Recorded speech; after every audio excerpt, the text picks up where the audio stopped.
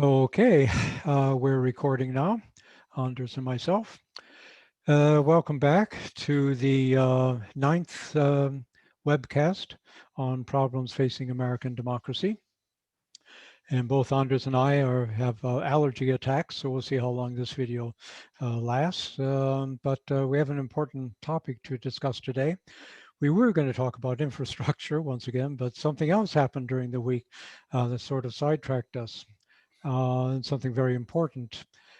And this time it has to do with not domestic affairs, but with foreign affairs.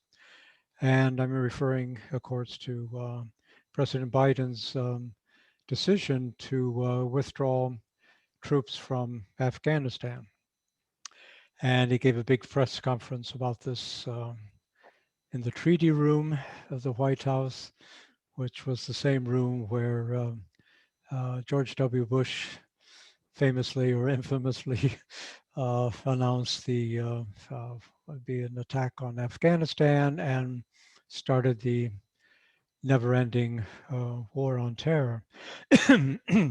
Excuse me. So Biden has a good feeling for optics. This is something we'll come back to. But it was an announcement we've been sort of waiting for, because Donald Trump had signed an agreement with the Taliban, saying troops are going to leave.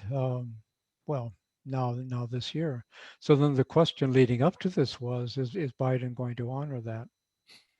And whether this announcement means he has, or hasn't, or something in between.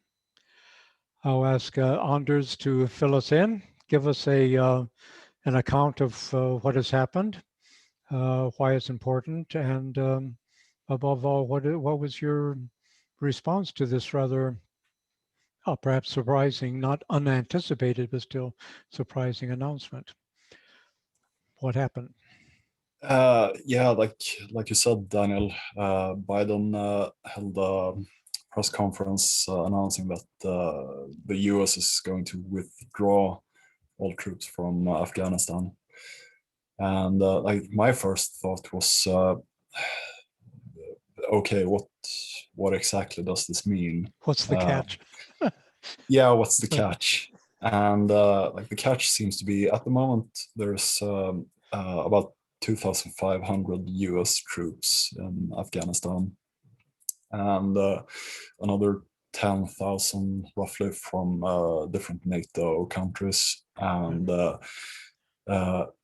also about 6,000 or 7,000 contractors. Nobody seems to be entirely sure how many. No, we don't talk about that. No, like my first thought was, yeah, sure. If you withdraw 2,500 troops, and let's assume that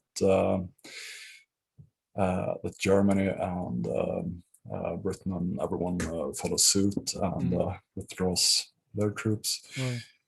are you still going to be left with 6,000 contractors? And my guess is probably. I would assume so. Those people are probably going to be staying on and just maybe like shift the the financing around so that you route it through the Afghan government or something. And also like probably tons and tons of intelligence assets are going to be left in country. That's actually one of the things I've heard commenters bring up as potential negative when it comes to withdrawing is there's going to be a lack of protection of United States intelligence assets like CIA agents and stuff in the country. And like, sure, I get it, but if that's your reason for staying in country, I have to like just disagree. That's those people can fend for themselves, if you ask me. I don't think they should keep troops in country to like guard CIA stations and stuff. Yeah, no, I was just going to I, ask you so, I mean, the war's been going on for 20 years. So, well, two-part question. Why didn't, so it started with Bush and then Obama, Trump, Biden. So, why didn't a previous president decide to leave earlier? And why do you think that the Biden decided now to do this? And does it have something to do with one-upmanship over Trump, or why or are there other concerns? No, other concerns. Why do you think the Biden chose now to do this? Yeah. I, I can only speculate why Biden would do this now. I think it's mainly like an image building thing on Biden's behalf. He's been kind of critical when it comes to Afghanistan in the past, and his own narrative is he wanted the U.S. to withdraw during the Obama years, but Obama kind of vetoed it. Mm. I don't know. This is Biden's story, and I'm not sure Mm. I buy it entirely. Mm. But at the same, I mean, he's no dove, but he's not exactly a hawk either. No. So I think it's probably like a mix between image building, his wish to like project an image that something's actually changing in Right. America. Like Right. the most interesting line in the speech he gave was when he declared that the forever war is over. Mm. And like that's a message I think most people can get behind. Nobody's Mm. gonna like miss the forever war. No. No. But uh, at the same time, I think it's mainly like an image thing. But I think he probably also realizes that this is just hopeless. Yeah. It's Right. the U.S. will never be able to achieve those stated goals. Yeah. Especially when they don't really know, since they don't have any clear stated goals, or it depends what the state. You can pick and choose what you want to have as your stated goals. Yeah, A, to punish, to take out al-Qaeda. B, to punish the Taliban. C, to have nation building. I mean, those. Oh, and of course, let's not forget women's rights, because that's really why we're there. I'm being ironic, but it's interesting how certain arguments are always trotted out, and beware the arguments when. Uh, I mean, yeah, so people, especially within the so-called intelligence community and military industrial organization and spy organizations, they've been very much against this. And this is one reason why it's been difficult for other presidents to actually leave. Obama just sort of voiced it. He handed the whole thing over to Biden because I don't want to deal with this, and very much like Biden was handing over the border problem to his Vice President Kamala Harris. Kamala, you take care of this because I don't want anything to do with this. And it was unfortunate that Obama did that, and then he had these mood swings. So he wanted to remove troops, and then the military talked to him and said, not going to be good. Women won't be able to go to school. Girls won't be able to go to school. Why don't you increase the number by 35,000 or something? So he had this infamous surge of troops sent in. And then a few months later, he realized, oh, this is a mistake. And he took them out again. And it's just total chaos in the country. And this is what the lasting effect has been of American involvement. So yeah, I mean, there are people in the military and in military-related, defense, so-called defense industries, and especially the intelligence so-called community, who are actually, promoting these wars, and politicians, so-called neocons, which is a silly word, but uh, senators like Lindsey Graham, they're all in favor of these wars. And it's difficult to sometimes understand that when the vast majority of Americans don't want these wars, and especially what has turned into the forever war, to go on. So it's a very popular move, but there are people interested in the United States, in Washington, who are not happy about Trump wanting to leave, very unhappy about that, and the same thing with Biden.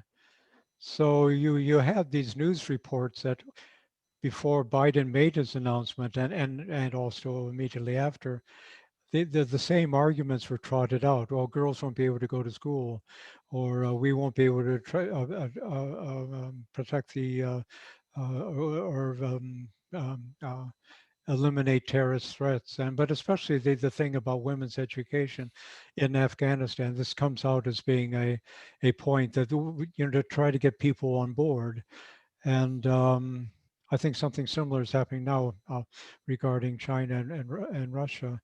But so he had opposition. He must have had opposition, but still he was able to make this pronouncement. Yeah, So yeah, what do you think? I want to like briefly comment on Yeah. the goals of the war, like specifically women's rights and democracy.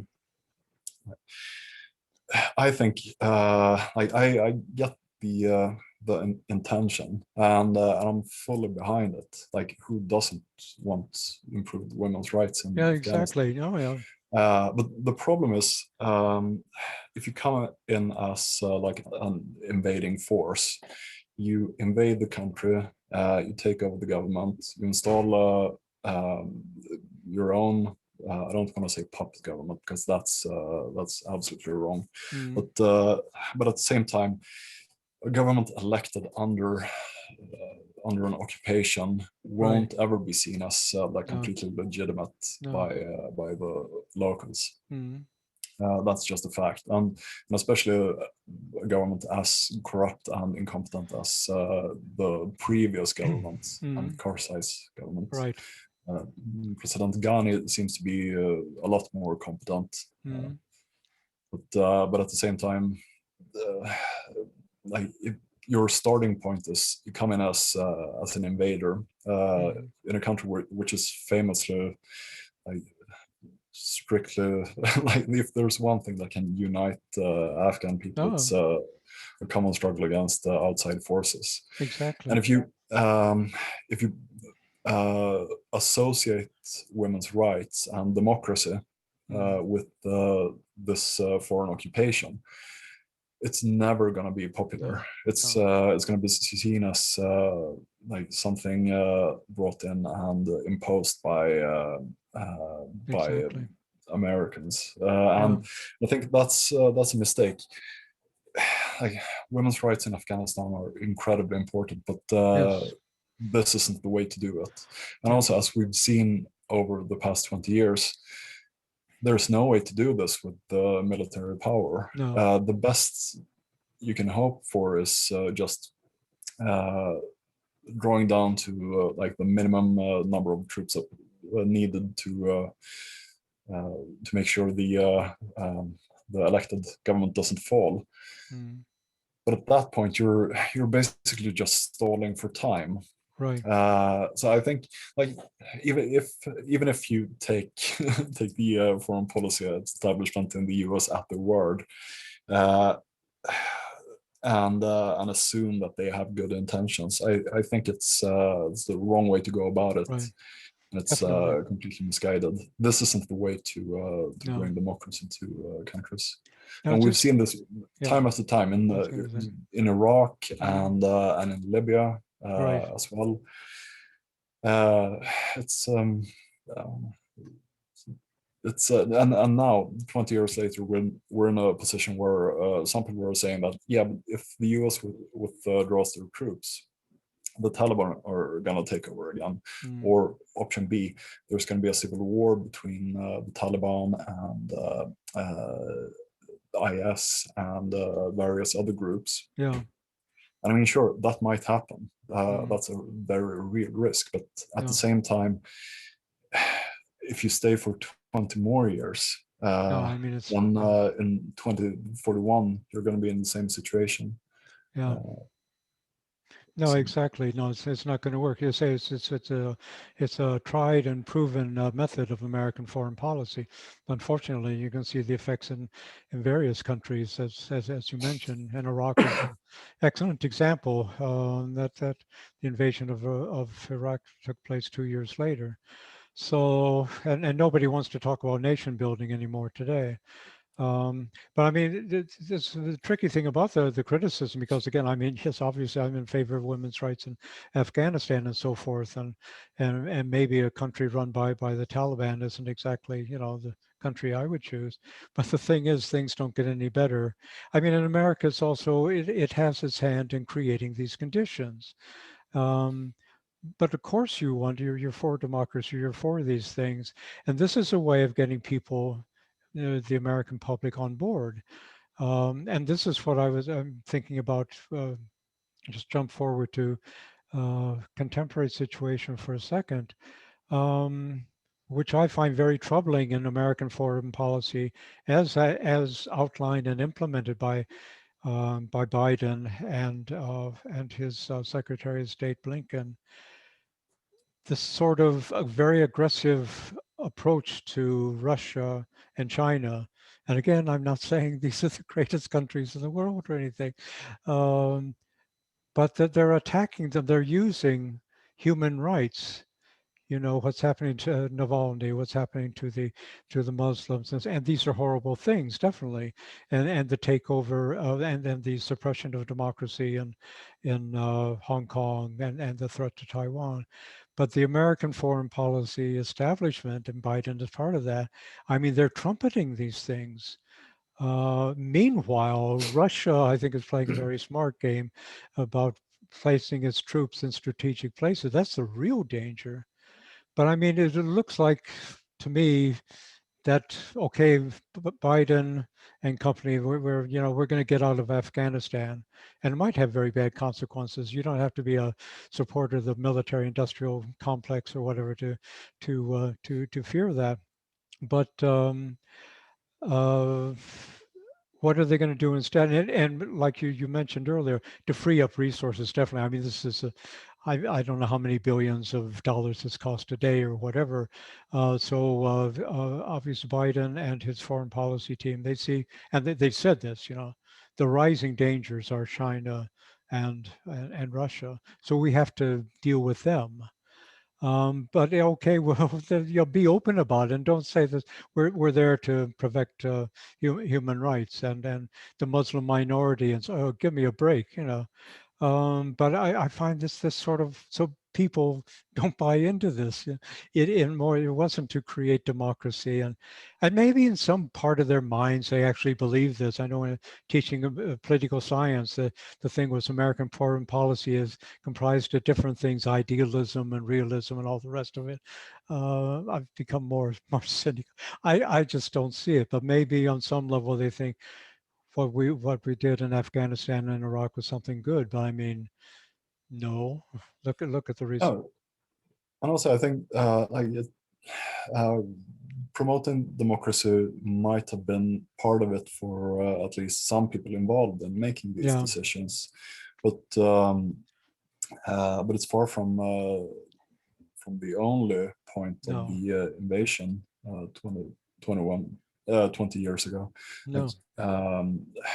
at the time, the stated goal was like primarily to break up al-Qaeda Right. and capture bin-Laden and punish the Taliban. Right.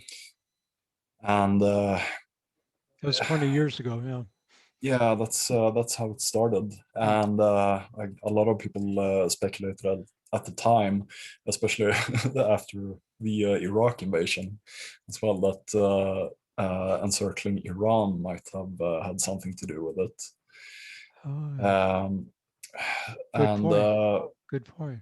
like Hadn't thought of that. yeah, yeah, no, it's Oh yeah. I mean it's speculation, but it's not terribly far fetched. No. That like the aside from Russia, Iran is the traditional arch enemy of America. So Oh. invading two countries bordering Iran doesn't seem like a It coincidence. just happens. Americans are very bad at geography, so maybe. Oh no, it's very interesting because I think it's interesting because I've been reading a number of scholarly and also public, think tank reports. So one from the RAND Corporation, which I think is respectable, and then other scholars have been writing about this situation in Afghanistan, and this is before Biden made his announcement. But what could be a pathway forward? What could a president do to, you know, to have a good solution to the problem of Afghanistan? And several people they kept pointing to Iran as playing, especially one scholar says, if you want to have stability in Afghanistan, you have to bring Iran into this. And I thought, what? How can you do that? But then I've been reading this in different places. But the main consensus seems to be in these reports, and this is something which seems to be completely missing in Biden's approach, although maybe it's top secret for now. But a good situation would be, well, two things. One, to have, I mean, in my opinion, but one can discuss it, some sort of peacekeeping multinational group with surrounding countries. So, and I know it's problematic, but just having, I mean, everybody knows the negotiations between the Taliban and the Afghan government it's just a total disaster. And I'm afraid that Biden is just going to say, well, you guys sort it out. And he has that sort of attitude, and he's displayed that in other situations in foreign relations. Hey, we can't help you. You guys sort it out, which I think is really, really, really bad, not least for the Afghan people. But another thing is and he could have announced this, say, I'm calling for an international conference to deal with the Afghan problem. I'm inviting Russia, China, India, Pakistan, and not least of all Iran. And it seems like there's interest in Iran in being involved in this. And of course, from an American perspective, the anti-Iran thing, they're trying to take over Afghanistan. But culturally and linguistically and religiously, it seems to have very strong ties. So a smart move, I think, would Yeah, be for Biden to say, Iran, and they're trying to get the nuclear agreement on board with that again. Why not talk to them and say, we have our differences, and yes, we will have missile strikes against your militia, but here we can work together on this. yeah. Well, at some point, neighboring countries are going to have to get involved, Oh, and they're going to be involved, whether they like it or not, because like, neighboring countries have been destabilizing Afghanistan. Like oh, the Taliban are supported by the ISI, yeah, Pakistani intelligence agency, and this is like it's a complex right, web of interactions between Pakistan, Iran, Afghanistan, and other countries in the yeah, region. This isn't just going to disappear no, overnight, no matter what the no, US does. And if this situation is ever going to be resolved, then like at some point, at the very least, you're going to have to get neighboring countries to stop destabilizing Afghanistan. exactly. But you Uh, need you need somebody to make a decision or make again. I mean, Biden, if he had said that, we're withdrawing our troops, NATO is withdrawing our troops, we'll keep our special agents there. No, no, we won't have to worry about that. But and I'm calling for an international conference, and then all the countries involved say, no, we're not going to do that. Which is, sort of political positioning and so forth, but then working behind the scenes because that seems to be the only solution. But somebody has to. Putin's not going to take that step, and I think maybe a profitable first step would be again for Biden to, since the negotiations actually are going well between Iran and the United States on re-entering the nuclear agreement, no thanks to Biden's pronouncements. or missile attacks. But you can use these what sort of secret channels to and maybe that's happening. There's somebody else, another commentator, who said that maybe there's something going on behind the scenes we don't know about. But just leaving, and yeah, it's good to end the for other wars, but that's not the solution. And No, maybe something no, like this is absolutely. happening.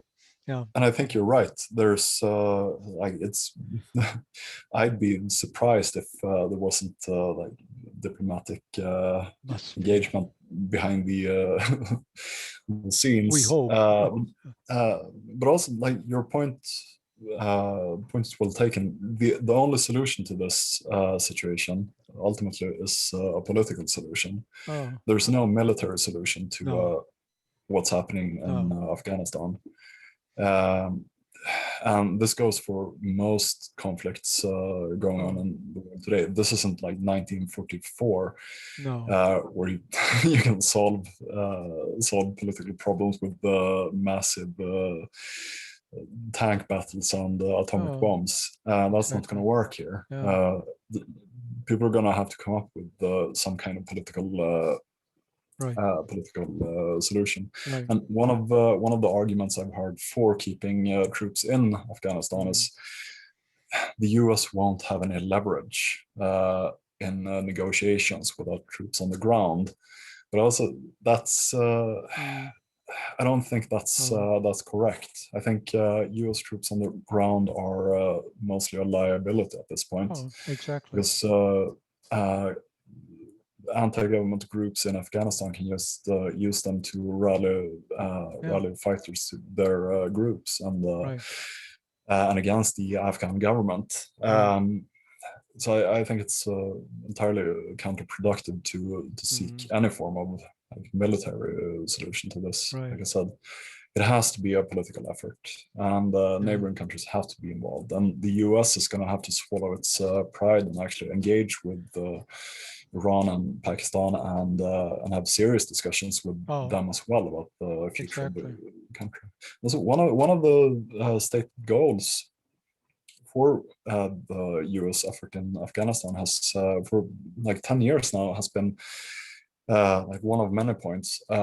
Afghanistan should have normal relationships with normal relations with its neighbors, Mm. and if you ever want that to happen, Oh. then Oh.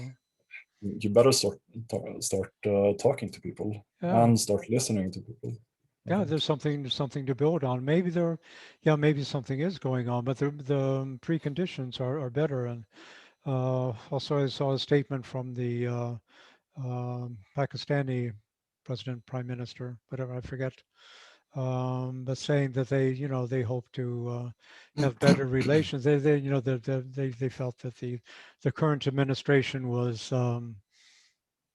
Sort of more pro-India than Pakistan. We're critical of Pakistan, but they hope that the Biden administration would have a more favorable image of them. But they sort of more by default, America, supports India. But again, America has to sort of think in other terms, and like regarding Pakistan and India, it's not the conflict there. You have to look at the entire geopolitical arena there. But I mean, there are signs coming there from that Pakistan, because they're not. Yes, it's not the Pakistan supporting or their secret service infiltrating and destabilizing Afghanistan, which is what they were famous for. So it looks like they've moved back from that. So again, you talk to the neighbors of Afghanistan and work there. Maybe Putin isn't the first person, or even China to talk to, but Pakistan and Iran and so forth, and through stable, diplomatic contexts. But you mentioned something I think is very, you have two very important things. One, and maybe this will be the most important and hopefully lasting consequence of this, is that America has to think in terms of political solutions, that going in and invading countries, Afghanistan 2 years later, Iraq, uh, is not the best way to. Now Yemen is, Libya obviously didn't work out either, but this isn't the way to go about it. You have to try to get a political solution.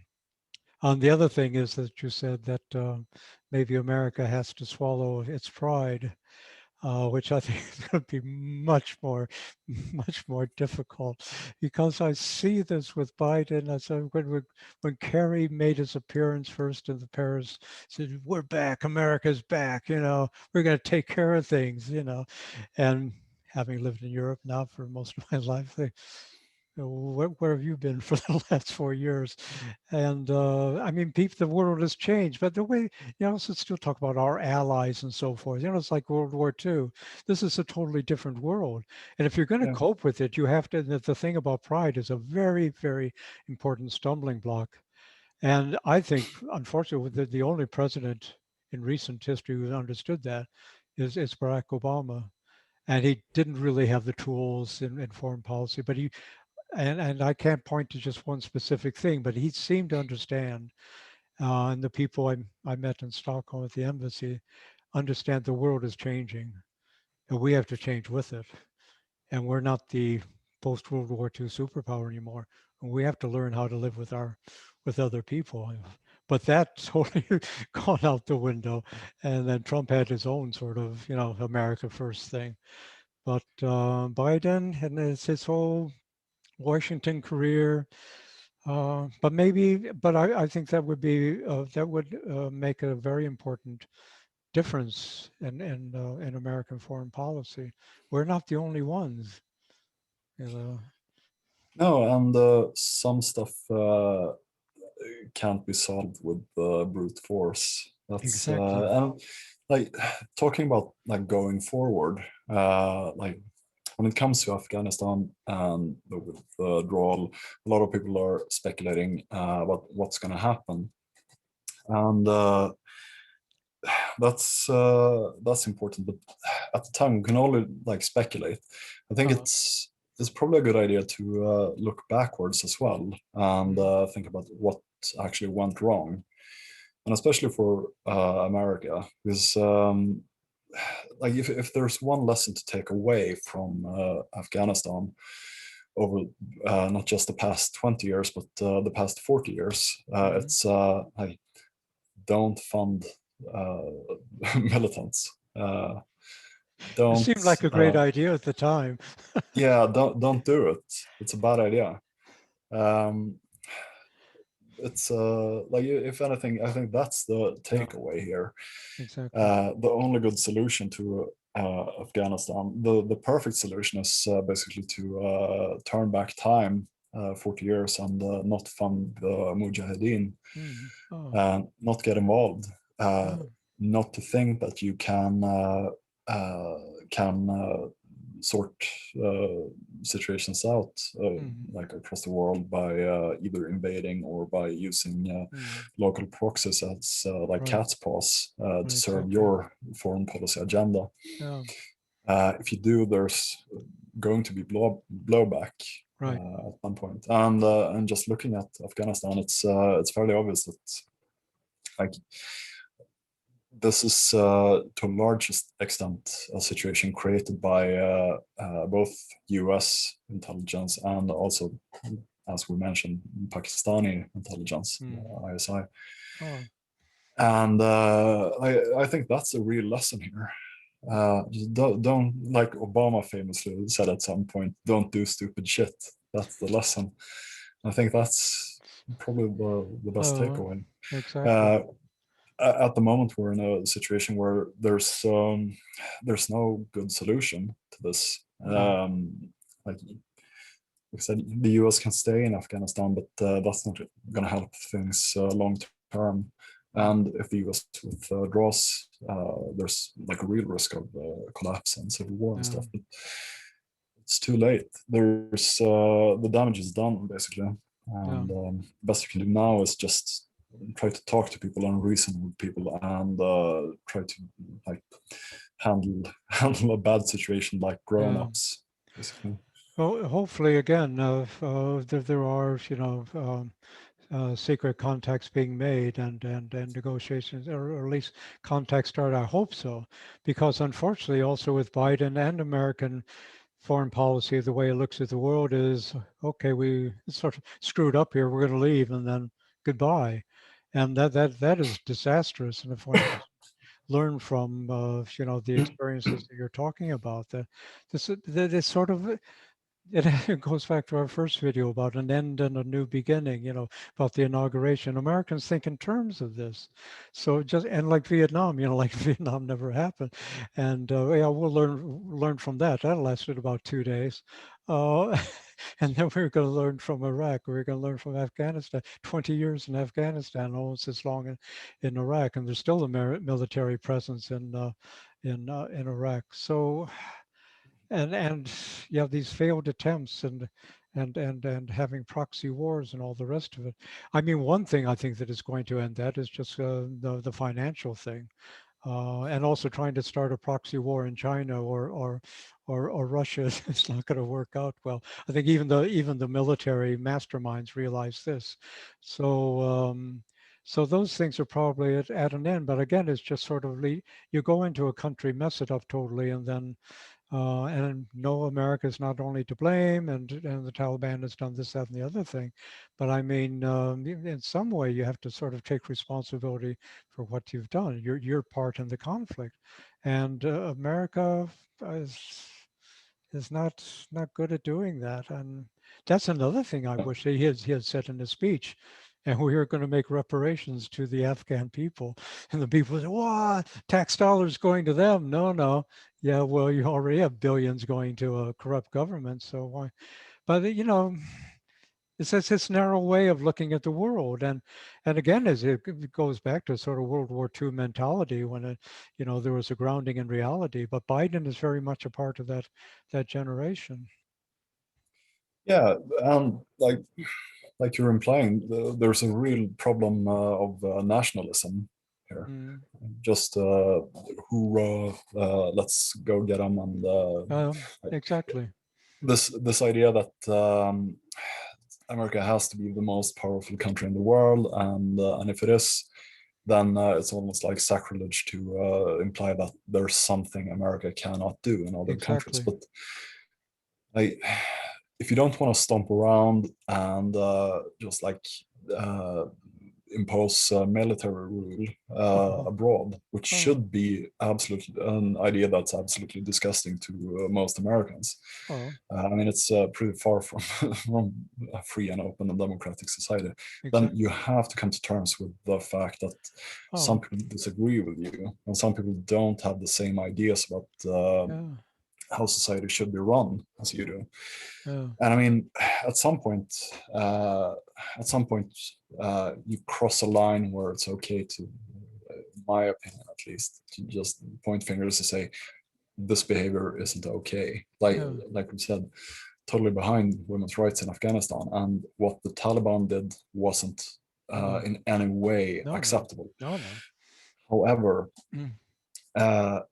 I think the best way to deal with stuff like that is don't antagonize people needlessly. Don't try to do it through military domination. Do it through soft power. Exactly. Like most kids in Afghanistan are probably like huge fans of American media.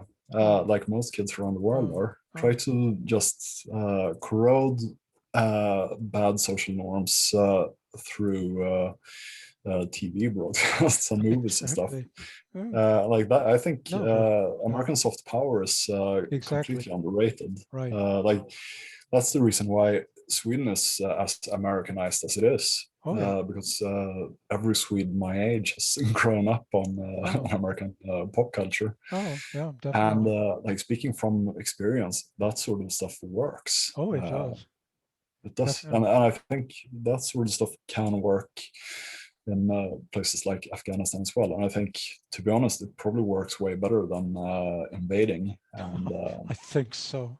Trying to do it that killing way. people. Like there's a reason why Saudi Arabia is kind of kind of skeptical about kids using cell phones and stuff. That's because they realize that if there's anything that can like erode Wahhabism, it's Oh, yeah. popular culture, and Yeah. kids just watching television and realizing, yeah, I want to live like that. I want to be out by the pool listening to Yeah, my exactly. Yeah. my iPod or Yeah. whatever. No, you're right. A very important point, and this was also something that Obama understood, and he also made a point of promoting. He saw America that the strength of America was through its soft power, educational system, and of course Trump changed everything, but through popular culture, through higher education in America, but soft power. This is the way we're going to influence the world, and then Trump took a step back from that, and then but Biden, I don't think really understands that. But again, I thought it was interesting with Obama. I was very optimistic when Obama was president, just regarding foreign policy, and then he screwed things up in Afghanistan. But he saw America was in a different place, and it doesn't mean it's in a bad place just because you're not the toughest kid on the block anymore. It's just that you have to. The world is a different place, and you have Yeah. to interact in a different way. So, but this is what bothers me about Biden's foreign policy, and we can talk more about this on another webcast perhaps. But the way he's acting towards Russia and China, because Yeah. and we've talked about a bit about this off camera. Um, it's the tough guy approach. And again, I didn't expect this from this guy Blinken, and he's totally surprised. But going to China and say, you guys are horrible to the Uyghurs. You are, I mean, but they're attacking human rights and so on. And you could tell the Chinese were really taken aback of what's going on. And then Russia, Putin, you're a killer. And I've looked into his eyes, and this is a great way of, restarting relationships. I don't mean you have to give in to China or anything. But again, like you said, I mean, they start off by antagonizing people, and that in this case, Russia and China, and maybe that's not the best way. And China and Russia have their own very interesting agendas, and also there's this danger of Russia and China sort of working together, even though they have competing interests, but work together against America. But if you go in with this very aggressive attitude, I mean, again, why not take a more of a low-keyed approach? And this doesn't mean that you ignore the potential military threat to Taiwan or anything like this, or what's going in the Ukraine. But if you're using this macho aggressive attitude, and especially in Ukraine, you can get into trouble very quickly.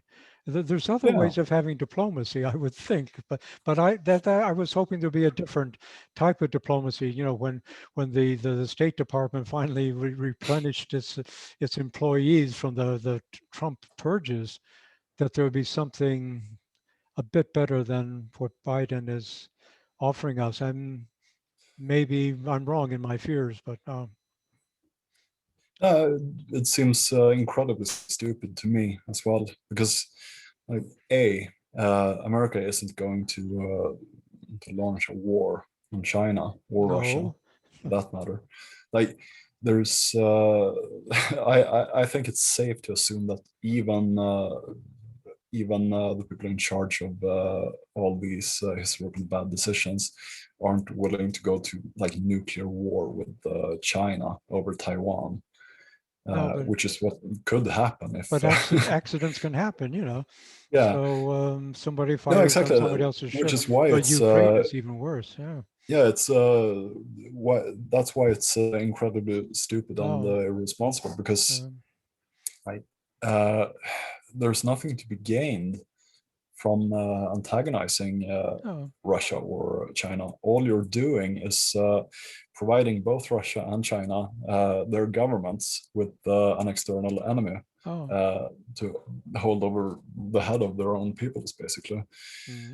And I, this is like a well-known and fairly obvious phenomena, which happens in 100% of of cases where a country finds itself engaged with any kind of external threat, the country rallies to the flag, basically, and everyone who tries to work against the current regime is easily branded as a traitor and unreliable and unpatriotic. And you saw this in America with like the September 11th attacks. People didn't dare question whether going to war was even a good idea at that point, because you're basically supporting terrorism, and you're advocating for murdering innocent American civilians. Exactly. The same thing happens in any country. Like this is why this is one of the reasons why the US can never succeed militarily in Afghanistan, and it's why it's incredibly stupid to like antagonize China, because there are people in China working for a change. And when you're saber rattling at China, at the Chinese Communist Party, the only thing you're doing is undermining actual democracy, promoting activities from within China. To me, it seems incredibly stupid, and especially when you know that they have no real intention of actually going to war. Like, it's just pretend, and it's stupid, it's irresponsible, and but it's like America under Biden and Blinken. They feel they have to flex their muscles, you know, and that foreign policy, you have to be tough, you know. And I mean, Bush, you know, is starting the forever wars. I mean, that's be tough. And actually, it's interesting to look back at the situation at that time. It was traumatic. I mean, I watched on television on 9/11. I was in Sweden. I was teaching at the World Trade Center just 2 years before, and I saw the plaque for, you know, from the first attack on the attempt to bomb uh, uh, the World Trade Center. But what was I going to say? But yeah, they're flexing the muscle. But the people were starting to look back at what happened at that time, and then there was only one response that was you know, that you could go along with. It was this immediate response to hit back and so forth. I remember one person actually in Sweden turning to me and saying, watching on television, it's totally unreal. And he said to me, he was a nice guy too, I won't mention names, but he said, wouldn't you just like to go out and kill some, you know, some Muslims? I said, no. No, And this that's... was in Sweden, a normal Swedish guy, thinking, no, I worked there. I knew people in that building. Luckily, the people I knew, I mean, doesn't make any difference, they actually survived. They were not there at that time. But I mean, it was, but there was only one response. I understand the psychological on the table, but looking back at him, people have analyzed him, foreign relations people, and said, you know, America, there could have been an opportunity to get the Taliban because of the links America had with the Taliban, even though they didn't actually create them, but they had links. They could have gotten the Taliban to give up bin-Laden. It wouldn't have taken an awful lot, but it would have taken, but psychologically, it just wasn't, you know, it wasn't possible. And then George Bush goes to war, and he's a big tough man, and he, you know, he gets on the aircraft carrier, mission accomplished, and all this sort of stuff, which is something I'm afraid that Biden's going to do. This is another thing I wanted to get your opinion.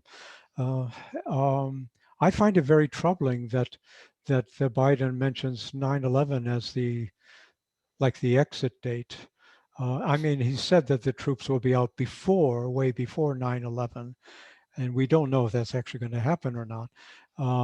But why use that date? I mean, it's a very solemn, it's a day that is commemorated.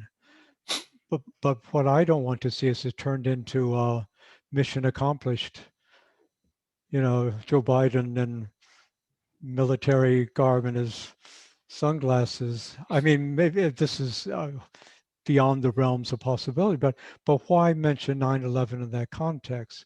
Again, he likes to use imagery, and he's very good at public relations, much better than a lot of people give him credit for. And he's gotten a free pass by the media, CNN and MSNBC. But why do that? Especially because if you wanted to remove troops tomorrow from Afghanistan, 2,000, actually some people say it's 3,500, doesn't matter. You could get them out by the weekend, get them out by May 1st, which was the deadline that Trump had. Why have this long summer where bad things could happen, but why link it to, or what did you think of, did you respond to that? I mean, you could have said July 1st, something which for me would have been much better. But did you reflect on that when he, I mean, he mentions 9/11 specifically, and it'll be the 20th anniversary of 9/11. Well, when I was reading about this, I read that date, like you could probably have seen like a giant question mark over my head, because I mean, it has to mean something, but to be honest, I have no idea what they're trying to communicate. I just don't. That's I find it as okay. I live in Sweden, Swedish citizen, but I just find it incredibly distasteful. And the memory of people who died in that building, a horrific death, and the images in New York and everything else. I mean, no. I mean, as president, you don't do that. Say July 1st. They actually say you could get the troops out now, which begs the question: why doesn't he do that? Why is he waiting? But is he waiting for some big media moment that he's going to come out on stage and? I don't know. But Maybe it'll be like in there, Shakespeare with Prospero at the end of you know, the island thing, the play, The Tempest, where Prospero comes out on stage and he breaks his staff. I abjure my rough magic, and he gives up his claim to have, you know, magical powers and all that. He's going to just be an ordinary person. Maybe he'll do that by say, I give up my presidential power as commander in chief and I hand everything over to Bernie Sanders. I'm sorry, that's getting ridiculous. But I just find it, and nobody seemed to respond to this. no. Like if I have to take a wild guess, I'd say they want to make it more like ceremonial and solemn and Yeah.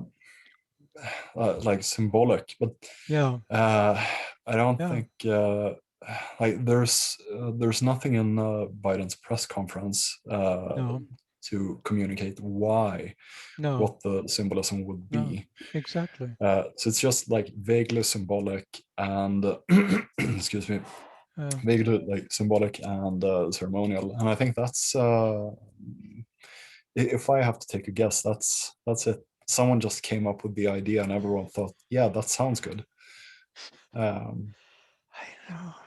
But it's also because if even you do that, and I think you're right, definitely. But this, if you do it that way, but then I think anyway, you have to take into account the thousands, the more soldiers have died in America, in Afghanistan than people were killed in the World Trade Center, and the estimated 50 to 100,000 Afghans who have died. And you have to mention the drone wars escalated by Obama and that are still going on. And then, I mean, all the bad things that happen. You can't just sort of have the good thing. It was I mean, I would like to have some sort of public inquiry into, you know, what went wrong. Obviously, that'll never happen. And even to say something like that in America, you talk about being, you know, considered un-American and so forth. That would get me unproperly to be seen that way. But I mean, if you're going to have symbolism, but you have to have a sort of summing up of what these 20 years have been. And there've been a lot of really bad things. But again, I realize this isn't the American way of doing things, just go on. But you're right, sort of vaguely symbolic. But then if you're going to keep to that, then you're going to have to come up with a ceremony that both yeah. commemorates the tragedy and the trauma and the death of Americans on 9/11. And Yeah, I don't know. I don't know No. what the symbolism would be, and I I have a hard time like understanding the mindset generally. Uh, I to be honest, I have kind of a hard time understanding nationalism generally, and people who think that way. We start with But if there's anything to be learned here, like I said, it's the next time America sees, say, China or whatever country like invade and oppress some neighboring state, don't invade. Send a bunch of money and a ton of civilian contractors to install Wi-Fi covering the entire country, and just give everyone in country like material comforts and shocking. pump them full of soft power propaganda, Exactly. and let them take care of themselves.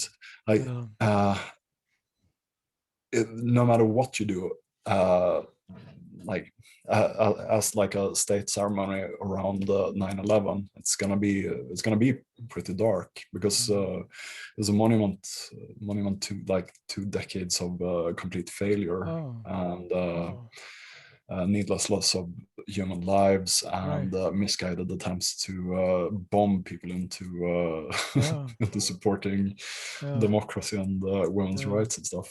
And I don't know, but at the same time, like not being able to relate to this kind of like stupid jingoist nationalism, I don't have like any real faith that people who support these kinds of policies will actually like be able to see the mistake, or like maybe I mean well, what can hope for with what's happening is that again, financially, it's not really, there will always be people who are in favor of these things. And I think in a way, Biden's made a deal with the military industrial establishment and so forth, says, yeah, well, there's contracts to be won regarding, the approach towards China and Russia and so forth. That'd be obviously nothing like Iraq and Afghanistan, but, you guys can still make money. But maybe, I mean, the world has changed enough, and the world situation with China and America and Russia and so forth. It's sort of a new détente in a way, that it makes it very difficult to intervene in countries. I mean, the classic example now, of course, well, too, Libya and Yemen. And Biden said he's not going to support the Saudis in Yemen, although he hasn't actually done anything about that. But there again is another failure. So maybe, but the world situation is such that it's very difficult to launch these. Whereas after World War II in the Middle East and in South America, I mean, America, could do, pretty much what it liked. And if it wanted to prevent somebody from coming to power, it wanted to overthrow somebody like in Iran, then they did so. But it's really difficult to do that. And maybe the people who support these endeavors are going to have to realize that, sorry, your day has come, and you're going to have to start investing in other dubious ventures. But it's not going to work. No. And maybe that's the great benefit of this. I don't know, or the lesson, as you say, that can be learned and will benefit all of us. Yeah, like there definitely is a lesson to be learned here. I think like 20 years of failure, you have to be able to learn something from it. Yeah. And like I say, it's kind of disturbing and worrying that the immediate impulse is still to just like woof at China and Russia and threaten them with the military power and stuff. If you want to do something about China, just develop encryption tools for ordinary people to help them evade state censorship. Like, if you want to do anything, do that. Sorry. No, Like, you're right. it's a much better idea. That's If much you simpler. yeah, it's like, it's gonna cost way fewer lives and way less money, Hmm. and it's gonna be way more effective in undermining the Oh, Chinese Communist Party. exactly. Just like help people communicate anonymously, and Oh, oh, I same thing with Afghanistan. Like, I listened to this commentator yesterday who reminded me about something he wrote like 20 years ago. uh-huh. And he was like, why are we invading Afghanistan? This seems really stupid. Like, we've seen what happens historically when people invade Afghanistan. Mm. Wouldn't it be better to just drop a bunch of pallets of money into the country, and pallets of money and cell phones and stuff? And like, looking back 20 years later, yeah, Oh, that's probably right. That's probably the exactly. way to go. Like, Oh, if you ask me, at least. But yeah, then good again, point. I don't sell weapon systems for a living, so No, there are um, people who do that, but yeah, exactly. Yeah, no, no. exactly. Oh, but maybe this will allow people to have a closer look at these people who profit. Uh, the Masters of War, as Nobel Prize-winning poet Bob Dylan wrote about. Yeah, maybe No. maybe this will maybe somehow globally we're moving in the right direction. Anyway, oh yeah, And but also, yeah, good idea. yeah, Yeah, as one final thing, I'd like to yeah. say that hopefully this withdrawal will also mean that the Swedish government and migration authorities make a like reappraisal of Oh, the situation in the country, because there's a lot of Afghans living in Sweden at the moment. A lot okay, of like really young people who came here alone right. from like horrible conditions, Mm, and the Swedish government has been extremely bad about giving these young people the protection they have a right to, and mm, hopefully this will. I don't have any like real faith that this is going to happen, but good. my fervent hope is that Mm, the Swedish government will stop deporting people to Afghanistan. Um, mm. because like, things could get really bad there, Yes, and definitely. there's never really been a worse time to send people back, Yeah. and And yeah, they could use this as an excuse. So they're America's withdrawing its troops. So now it's not a war zone anymore. But as you say, and again, that's another problem with postponing everything or have the deadline being in September, is you got this whole summer when all sorts of, maybe the Taliban think all we have to do is sit back and wait. Or you can have, another other people vying for power, Northern Alliance or what have you.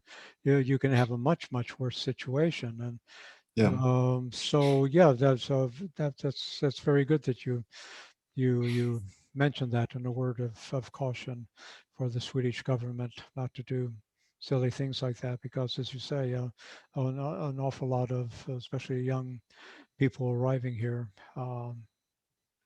from Afghanistan in a very uncertain situation here. Hmm? Shall we shall we end on that, or do you have any final No, words? I'm fine with ending here. Like, I should probably mention, if I sound particularly bad today, it's because I'm a bit sick. Uh, Um, so have a headache, and so also, if I sound extremely stupid today, that's because I might have COVID. Exactly. I blame everything That's on my it. I can't excuse. think of names and words, and so it must be COVID, which is Yeah, true. must Exactly, be. it must be. Uh, So no, but you sounded very good and have very intelligent things to say.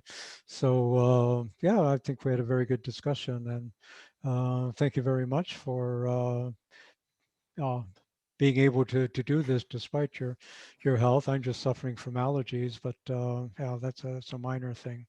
So thank you very much for your yeah, for discussing these issues with me. And Thank you, Daniel. it's been fun. And we are socially distancing, aren't we? Yes. Yeah, In COVID absolutely. time. Have a screen between us. Yeah, exactly. Who knows? Someday we might do it from the same place, although this is sort of cool too. But anyway, yeah, thank you very much. And thank you, people who have watched. And I hope you've benefited from this.